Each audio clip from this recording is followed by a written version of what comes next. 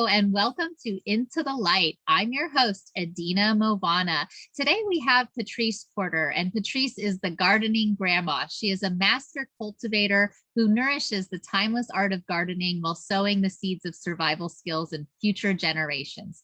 With her expertise, she not only teaches the art of growing fresh and nourishing foods, but also tends to the growth of resilient families as a dedicated parent support coach. She is a founding member of the Food Circle show, plus the author of the book series Bringing Out the Potential of Children, and the co-author of the #1 bestseller book, No Problem Parenting, Raising Your Kiddos with More Confidence and Less Fear. Awesome. Amazing, Patrice. Those are great books, and what a great background you have. I love that you're on my show today. How are you doing? Well, it's wonderful being here, Edina, and thank you very much for having me. I'm excited about this. I love Into the Light.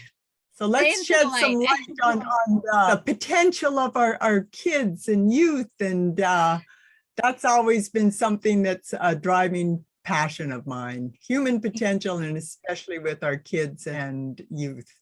Right. Let's step into the light together. That's what we like to say. So we got the future generations and the garden, and you're the gardening grandma. This is awesome because you're like, I love it. You're ready to be the support person for all these families and teaching new generations the importance of gardening and really bringing in all of this light work into our foods and our families. And the way I see it, it's opening the world of gardening to folks. And I love opening that, especially linked to the kids. When I was working as an educational associate and I had hundreds of kids under my care, and I was in a position where I could see that potential in the kids and nurture it and watch them blossom. And it was like, to me, when I say opening new worlds to kids, I see that potential, I see that interest, and I want to open up new experiences to them and let them develop and grow to their greatest potential. And even for myself, I had to make sure that when I was working with those kids, that I was like showing up as my best self for them. And that's something that I encourage with parents. Show up as your best self for your kids. And, I had a whole morning routine, just trying to get my energies up and make sure I was well fueled and ready to meet the day and all those kids there. And then when you're opening new worlds, you've got to kind of tweak their interest a bit. Kids are hard. How do you get them interested in something like gardening, right? They want to be on their devices. That's the big thing. And that's why I'm so passionate about getting kids involved with gardening, that to get them out of cyberspace, bring them back into the natural world. And one of the ways I do that is if you just say, we're going to garden. And I know a lot of the parents too, kids might not even really have that, if they're younger, that much of idea what it is, but it's often thought of as a chore. And I don't want it to be a chore for them. And so I'll ask them, what type of garden do you want to have? And you could have, there's theme gardens, like a pizza garden or a pirate garden or fairy garden. I had those with my kids. We built little fairy gardens. And we're seeing it more in schools these days. Gardening is a desire. Kids want to garden and it's a nice activity. And you see more support for it just across our education, and more and more people are getting aware of the importance of gardening, right? Boy, I've got a favorite quote I've got to share here from Robert Brault. And it's like, why try to explain miracles to a child when you can just teach them how to garden? And it's really, it is a wonderful combination with kids and gardening, because it's that awe and wonder, and it can bring some of that back to you too, if you garden with your kids, and brings back some of that awe and wonder, and can be a terrific bonding experience out there. And the one thing I really like is that it can foster independence in the kids. Often their games and being on the internet. They're just entertaining themselves, really. And it's something that it fosters independence, puts them on that trajectory to becoming more independent, responsible, and getting them connecting with nature and maybe picking up, more of an appreciation of the natural world and where our food comes from. Most kids think, well, the grocery store, isn't that where it comes from? And it teaches them and what it takes to grow your food. Right. You're teaching us. So I almost think of it like so when I read about your work, you can teach all your life skills through gardening, right? How do you teach all life skills? That's what it sounds like to me, right? You connected it a little bit with, I think you in the book title, Raising Your Kids with More Confidence. And so how does it really instill some of those skills? Well, I actually had a list of 10 different ones, but some of the ones like independence, responsibility, and cause and effect. Like their actions, if they're tending to their gardens and if they take care of their plants, they're going to thrive and grow well for them. If they neglect them, they're going to wither and die. So they get to see those cause and effects from your actions, and also to have something depend on you. Those plants, again, if you don't tend to them, they're dependent on you. Often you can leave a lot of the work to Mother Nature if you're gardening outside, but with tender seedlings and that, and if you're trying to get them growing, they need some tending and caring for. And I kind of, how it's often suggested that you have a pet before you have kids, just learning to nurture for things. Yeah. I take it one step back and have some plants to take care of first. And it's not so drastic if you don't. If they start to go south. Yeah. No, that's a great point. It teaches that responsibility. And you said the cause and effect. And even like you mentioned in the quote, like how miracles happen, how something comes from nothing into life. And I think that's beautiful. And it also sounds like you're doing some of the coaching with, like it says, you're a dedicated parent support coach. So are you also, you're helping the parents? So let's say parents who are, gosh, I'd like to have my garden or my kid garden, but like, what do I even do with that? Is that where they come to you? Well, I've got the Fabulous Family Futures program and the parent coaching there. And it's mostly geared for those parents like that made that decision that they want to be at home with their kids growing up. And it's either some of them might have left the corporate world and starting a business of their own using their talents and everything. And then they're very successful and knew how, how to operate in the corporate world or at a job or whatever. And then it's like, well, I'm not too sure what exactly to do with my kids. And also it comes in having, again, the parents show up as their best self, and we build a vision, have them, like in your business, you usually create a vision for your business. Right. Well, do it for your family. And you involve the kids, set up your family meetings, involve the kids, and let them see what's possible. It's like, they might not have any idea, but if you can share that vision that you have and ask them too. It's like with the younger kids, you might have to phrase it as, let's do a little bit of time traveling and look and keep it like a short duration, 3 months. I don't know if you've heard about the 12-week year. No, that book. I've heard I've heard of it. What is it exactly? It's 12-week year? It's a book, and you can actually find the free audio book on YouTube.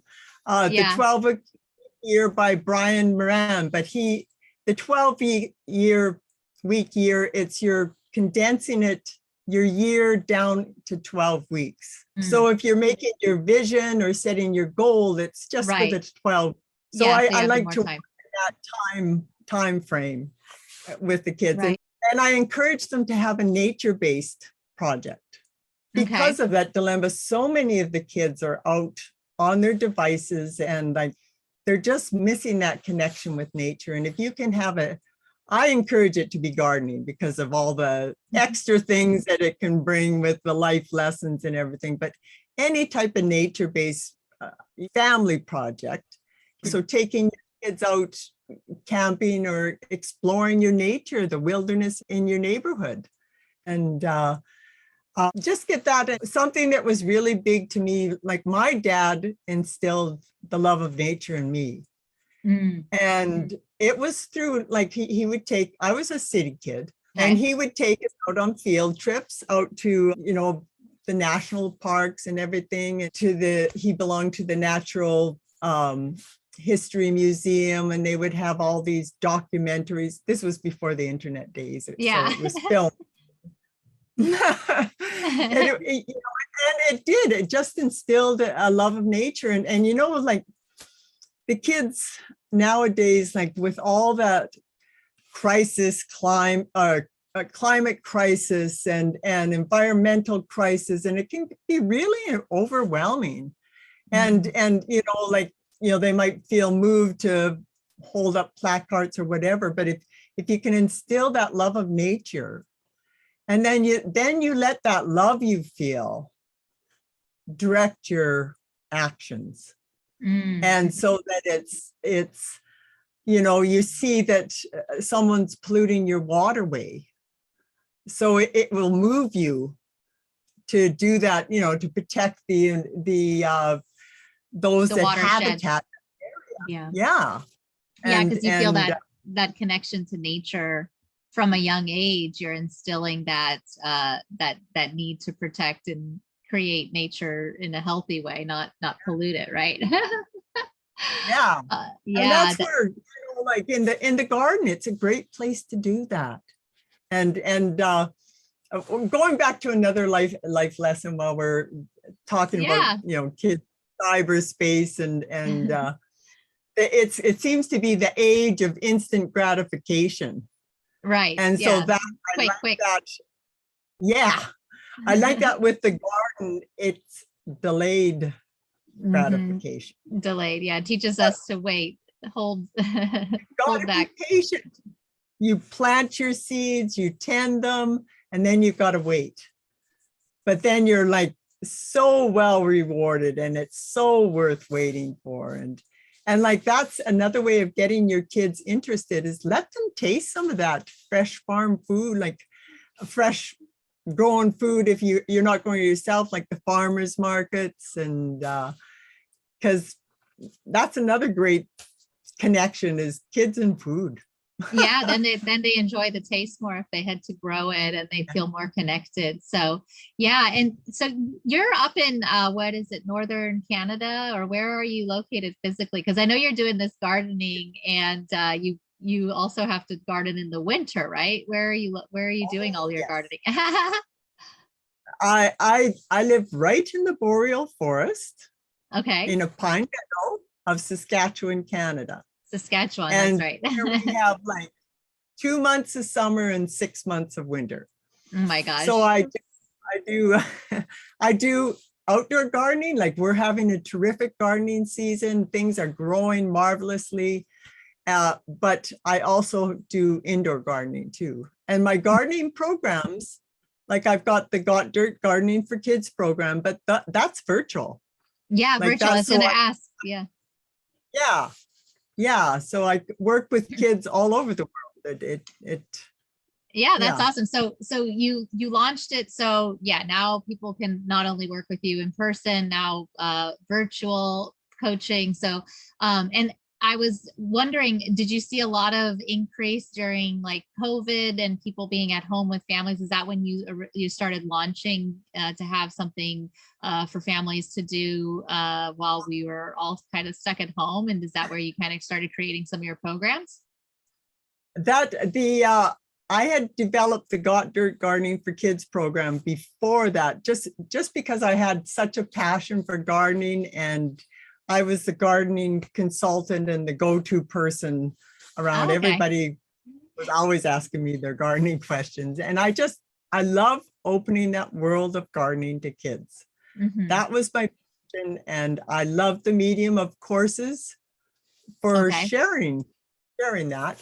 And so I had launched that before, but it became more in demand, like, and especially with the homeschooling crowd. And that because it gives them something more to add to the curriculum. Right. So is that. But the Fabulous Family Futures program, that came about, with the parents when they were working from home, a lot of them. Right. And it goes on afterwards, like they made that decision to keep working from home, maybe not full time, but somewhat, so that they could be there for their kids again. So that came out during the pandemic and carried on afterwards. But that was more like I seen that demand where, like, the kids, they were being socialized online. They were doing their schooling online. Right. The parents were at home working online. So that's what they're being modeled, that their life was all online. And it was like, no, get them in the dirt. Let's, and as I say, that's why that family nature-based projects. Just family nature-based projects.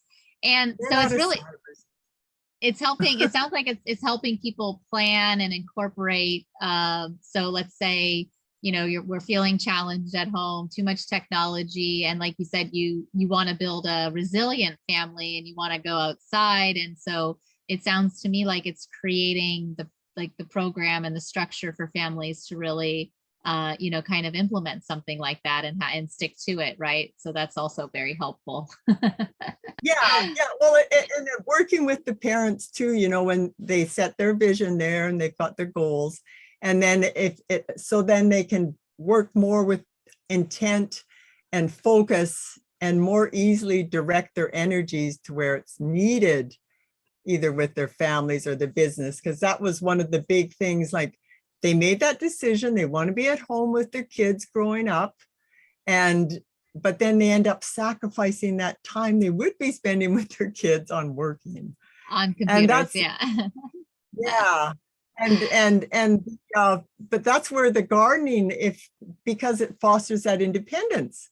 So if you've got the kids involved in like a healthy activity and they're becoming more independent, it'll free you up too for working on your businesses and that. So it's everyone's better off. Yeah. Awesome. And that's great. And are you also seeing any, like, when we talk about the children, I mean, obviously you focus a lot about the importance of them having gardening skills and all that. Are you seeing behavioral improvements or things that parents are maybe trying to address, or like, because I know that, mental health and stress and things of being indoors and on devices, like, are you seeing ways in which this is creating an outlet where mental health is improving or behavioral issues are actually improving with the children? Well, that whole thing, like getting out in nature and it just, but too, as you're tending your plants, it's almost like a meditative practice, you're quiet. And that's, if the parents are joining in with that, like I know like I work more with the entrepreneurial parent, or those that are working on home, that they're busy, but it can be quality time that let some of that stress and anxiety fade into the background because you're quietly tending your plants, and it's opening up. It's great for communications, like it can open up all sorts of wonderful conversations, like you're tending your little bit of earth, and then it can lead to broader discussions about the health of the earth that we live in, and it's mental health, it's great. And often, well, there's actually an emotional health. There's actually scientific studies that say if you working in the dirt with your hands, it affects the serotonin levels. Happiness. Well, I'm hearing a lot these days about earthing, where we're on the bare feet to the ground. And do you know What's your take on how that's healing us? I even heard one meme. It was like all your, it's connected to our nervous system and healing through things, trauma-based healing, where it can be done with something so simple like putting your feet on the ground every day, right? Is that something that you, how does that work? That's something that I actually use every day. That Yeah. but I'm also working in the dirt with my hands. But that's what I do in the mornings, and just to feel that energy. That's part of my routine too when I was working with the kids, to get my energy flowing. And Yeah. it was like connecting with the earth. And often like you would feel like there's pooling in your feet or something, like your energy was kind of stuck or something. And then if Interesting. you were standing on the earth in your bare feet, then you would feel that energy coming up through your feet, and the flow starting to happen. Interesting. So that's how It was just something that I experienced. And when you're working with a lot of kids, you've got to have your energies up. You've got to, they know if you're in a rotten mood, or yeah, you're not going to get far. Yeah. Yeah. So it's, that was one of the techniques that I used to get my energies flowing. Yeah, it's That amazing. And rebounding. What's rebounding? And it's with it's like a little miniature trampoline. And Okay. so it was designed by NASA for the astronauts going out in space and without gravity. And this was something when they came back that you can build up without compacting your bones or anything. It gives you it's moving the lymph systems, and it's giving you that enough. bouncing. Yeah. It's healthy, And yeah. you can do that, like, even if you don't have a rebounder. I used to do it like when I would sit up in bed, and like I had a spring box, like a bouncy bed. Uh-huh. Just bouncing on your bed, like just getting that. And to me, it was like putting a spring in my step. Yeah. And I get working with the kids, Liz puts that spring in my step and lets me be able to keep up with them a little bit. Yeah, well, it sounds to me like it's you're improving the vibrational energy of yourself. You're raising that vibe, and the kids are happy. So it's like like you said, it's like a spiritual connection almost that you are describing. And I think it's so important because we are, humans forget that we are connected to nature, and things like like earthing and connecting, touching soil to soil, our hands and our feet, like it has these curing properties. And so I've personally started to become fascinating. I'm supposed to like go into nature more every day myself. So, I really appreciate that. And so it sounds like, this is almost like your connection to your spirituality. Like, are you finding that your own spiritual practice or beliefs are tied to your connection to nature? And if so, like, I was curious if you had if you had a religious background, or if you started becoming more like in tune with nature, and now that's your spiritual practice. Like, how did that work for you, where this became your focus? Like I find like being out in nature is really good for your spiritual well-being for Right. anyone. Yeah, it sounds like it. And there would be times like that I would be communing with nature, and like you can learn some wonderful lessons from nature. And I had this one experience. I was coming home from work. Like, I used to grow coniferous seedlings for reforestation, and I was in a greenhouse situation, and I was walking up the hill to my house from the greenhouse where I was working. And as I came to the rise of the hill, like, the sun was setting on the one side, and the moon, a full moon, was rising above the trees in the other direction. Oh. And it was like, I'd had a long day of work. I was tired, and it was like, and then I looked up and I seen that. And it was just like, it was like, this is what it's all about, that rising and falling. And it was just like, it wasn't in words as such, but it was like, this is what it's all about, and so there's those lessons in the spiritual connection. But I also do have a very strong meditative practice, and with the Vipassana meditation, and so that's okay. So you do like other body work, or do you do other I don't know, like daily, I don't know, people do yoga or other types of meditative practices. Is that something that you do every day as well? Well, I every morning for an hour, it's, as I said, like, it's a Vipassana meditation that I do. And what is that exactly? I'm not familiar. That's insight meditation. It's on a Buddhist, from a tradition based off the Buddhist teachings, and with Sayuba Kin was his tradition. And so it starts off like with Anapana, which is focus on the breath, which is like a common meditative practice, and just getting that centering, and then you're realizing, once you've got the mind calm and quiet, and then you start to work with the sensations of the body, and the realizing of what, again, everything rising, coming into being and passing away, and different insights will start to come about. And they drop in your conscious mind somehow, like that, when you're meditating.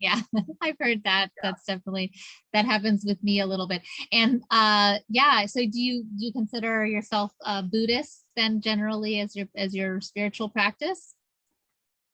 I don't say Buddhist, but it is a Buddhist practice. Because I was watching, who I saw recently was Tina Turner. She was also describing, like, from the 90s, a similar practice that she did every day, and from the Buddhist, and it incorporated breath work. And she was on Larry King Live in like the 90s. And like, it was a tribute to her. And she was talking about that same process. So I was just like, she had started to describe herself as a Buddhist, and obviously, that breath work and the connection. So I just thought of that. But I was curious if these daily spiritual practices, connecting to nature, if it's also like increasing your connection to God, or what you find to be, source energy, that kind of thing. Like I described it, but the meditation practice, it's more the inner work, the inner journey, and the inner work, and where the connection with nature, and, as I say, like communing with nature, it is like your inner and outer connecting, right. Again, that my meditative practice, that's part of my morning routine, like, just to get my day started off right, and the same, like working with the kids, like getting that calm and centeredness, so you could be in that, because kids, it was younger kids too, and they need a lot of to learn self-regulation. So if you can model that, then like you said, we have to show up for them, and model that behavior, and be regulated ourselves in our parenting journey, right?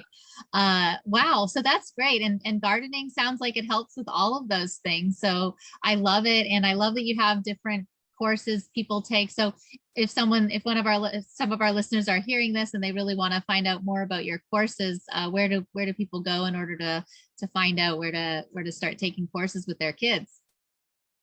Well, head on over to thegardeninggrandma.com. So it's the gardening grandma. You've got to have the in there first. Thegardeninggrandma.com.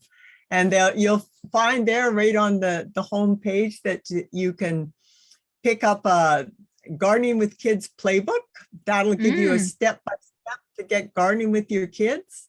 And you'll see a tab there to book a call. Book a call with me and we can talk gardening, or if you want to learn more about the Fabulous Family Future programs, and also on that homepage, you can find out about the Got Dirt Gardening for Kids program. And yeah. Wow. Yeah. So you have a couple different things. How long are those programs when someone's like, I know you said 12-week is one. Is there any other lengths or kinds of types of programs? Well, no, actually the 12-week, I work in 12-week blocks, but it is a 6-week, it's a 6-month program, the Fabulous Family Future. You can also have like a 1-month program just to get you started on it. And that's more where you get started with the program and you're working it yourself. And if you want to continue working with me, then there's the 6-month. Right. That's program. If you want to. So the 6-month, where do you see people like, where do they come to, like, where do you see them finishing the 6 months? Like what's usually the transformation that they see with their garden and their family or all of that? What do you kind of focus on that's the outcome of that program? So I actually give a guarantee on that 6-month program that you will reach your goal that you set. Like we set together a goal at the beginning with your vision, like at the 3-month, the vision, you set your vision for the 3-month period. Okay. Have a goal in there. And so that's why I say like the 6 months, because you probably won't get to your goal the first time round, but the second time round you will usually get there. But even if it needs to go a little bit longer, maybe you need 90 days to get to that goal, like some things, some people are used to visioning, or some people, it doesn't take so much to get their family on board and working and engaging with that. And I engage the kids, in the gardening projects and tweak their interests and like the first part, it's working with the family unit. Okay. On the first module, and then the second, it's in group coaching with the different parents. And have got their gardening project, or they've got their project set up. Okay. So what are some of the goals? Like you said, the 90-day, 30, what is an example? Like someone might have a 90-day goal or something that they're trying to achieve. Like what do they usually try and do? Well, if say they set their vision that they want to have, so they have quality time, they've set up, I asked them the question, like, how much time do you give yourself permission to devote to this? Yeah, right. So they want to be able to have their regular family meetings. They want to have, they've set aside an hour, 2 hours, 3 hours a week for the nature-based project. However what it is. So they've got that underway. They've got the kids, if they take up the gardening, they will have already got a garden started and it's starting to produce. And they can easily direct their focus to where it's needed. They're at that point, they can easily direct their focus to where it's needed with the family or business. Okay, so that makes sense. Yeah, and it makes sense. So it sounds like they just starting to plan where the garden wants to be and like how it's all going to look, and it's great because it gives you that structure. Up and producing. Yeah, and too, like that's why it's really important at the beginning. Like, how much time do you give yourself permission? Because it's got to fit into the lifestyle. Yeah, I mean, you don't want it to be one more thing to add to your plate. I mean, Right. That's what I was worried about. Like, oh, too yeah, much no, stuff. people, yeah, I'm working with busy entrepreneurial people or parents. Parents naturally are busy, Right. That's especially what if I was you're thinking. working parents. Yeah. So you Yeah. do not want it to be one more thing to add to their plate. And like it might only be like, I can only spend 15 minutes, 15 minutes a day, 5 Yeah. days a week. Something easy. Right. Yeah. That's So that's then, good. then it might be, some fresh herbs growing on the windowsill that you can add to your dishes to liven Mm. them up. You might be surprised what your family's reaction is to that. What did you do with this dish? Yeah, the kids will start eating like basil or something, right? Yeah, pestos. Pesto. This is great. Yeah, Yeah. I love it. I love it because that's what I was thinking. Like, okay, well, this, you have to carve out the time and know what you can take on and create goals. So we definitely struggle as parents. I have two kids of my own, 8 and 11, and Oh, yeah, I would love to. I definitely want to go and investigate and take these programs. And I got a couple planter boxes that are just needing to be, weeded, get all that out of there. Are And your then kids gardening with you? a little bit. My son, he has a pet hamster, and we take him out sometimes into the gardening box. But we just stuck some seeds in there. I have one sunflower growing, but I was hoping for more sunflowers because that's like a a low maintenance, right? Yeah. Well, that's often ones when I've start a great project, like if it even in schools or whatever, is with sunflowers, because you can do sunflower sprouts if it's a Oh, quick yeah. instant garden you want. Yeah. And and we used to do that all the time with the kids at school, and Yeah. they loved. And in 6 days you can have them sprouting up. So Yeah, it's and they like an grow instant so big. garden. Yeah, and it's Yeah. that instant gratification plant that we can, like it's like Yeah. it goes as fast as something can go, right? So Yeah. yeah, and they're also cheery. So like me, I don't Yeah. rely so much on my food coming from my garden yet. But the sunflowers, they're nice, and we like, it And makes you then happy. Look at the them. kids can like you can either, so there's your instant garden with the sunflower sprouts. Yeah. And then you've got, the kids can grow it, and you can make a sunflower fort where you grow them in a circle, and then Oh, it's like their little hideaway out in the yard, because you oh, might my have son that is going type of nuts. kid, yeah, that just likes to hide out and read their books or whatever, or just needs a quiet spot to be sometimes. And they're so Yes. beautiful, and they're very unique because they turn their heads To the with the sun. sun.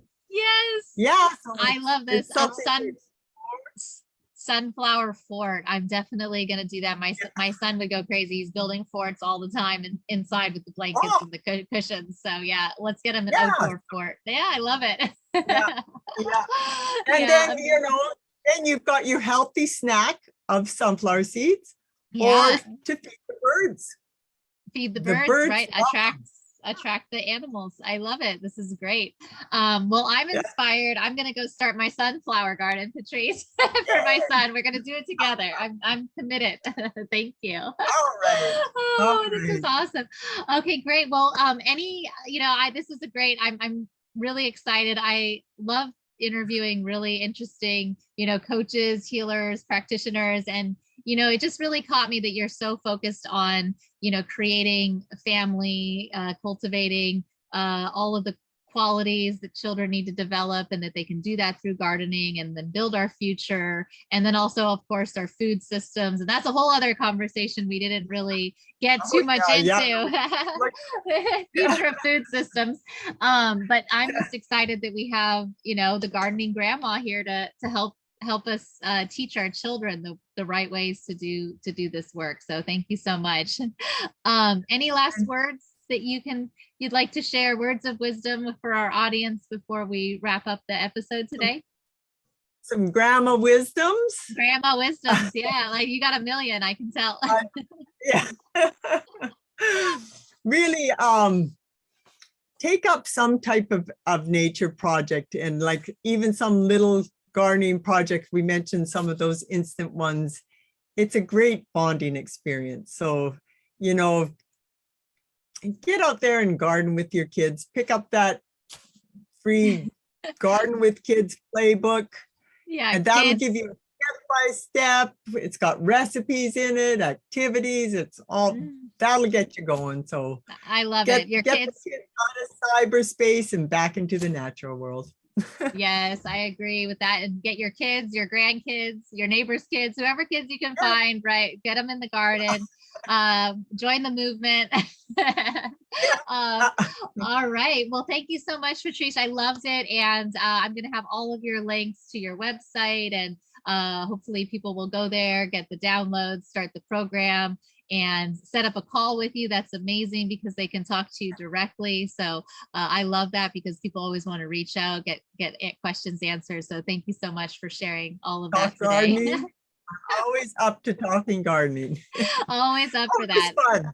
It was fun. Amazing. Well, thank you. And I feel honored to have you as a guest. And also your books. We didn't talk so much about them, but definitely, No Problem Parenting, raising your kids with more confidence and less fear. We tied that a little bit back to gardening and just bringing out the potential of children. So we can also link, are those on Amazon, those books? Yeah, it's on my author page, but I have linked it from thegardeninggrandma.com. You'll see a link for books. Yeah, so. Okay, awesome. Well, thank you so much, Patrice. It was great to have you, and have a wonderful day. And I'm so glad you shared all of your knowledge with us. Thank you so much. Thank you for having me. It was wonderful. I loved it. All right, bye-bye. Love you.